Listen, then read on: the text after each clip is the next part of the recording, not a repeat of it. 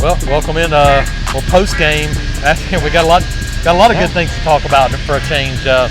Auburn did exactly what you have to do in this game. We talked about it in pregame.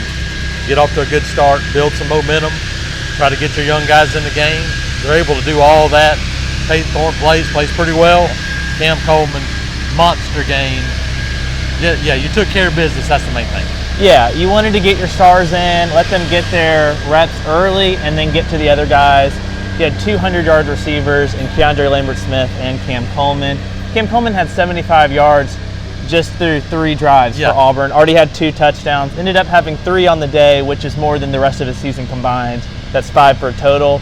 And then Thorne had a good day, and then you got to bring in Walker White for some reps. Yeah, absolutely. Getting Walker White in was huge. We were able to talk to him post-game. He said, hey, this is a big step to get some reps. We talked to Hugh Freeze about it as well. But, yeah, you did what you needed to do on offense. You got Jarquez Hunter over 100 yards, over 1,000 yards for the year. And, yeah, it was just what the doctor ordered. Yes. You needed a game to feel good about yourself, and that's what you did. I mean, ULM's a team that's played pretty well. But Auburn, you come out of here, other than the first couple of drives offensively and defensively in the third quarter, and then one play at the end of the game, other than that, that's about what you could have hoped for, or maybe as good as you could have hoped for Auburn today. Yeah, and so many times, I've sat on that side of this show when we talked about the miscues or the penalties. No penalties today for Auburn. I don't know if I've ever seen that from Auburn. No, it's pretty remarkable, especially when you consider how many different players that played today. I mean, they played a ton of guys offensively and defensively. To do that without having a penalty, that shows you a lot about not only the staff preparation, but for the players' preparation too. To go in and go, look, focus. And we heard it after the game, look, these guys have not given up on the season. And you know what? Neither have the fans. Yeah.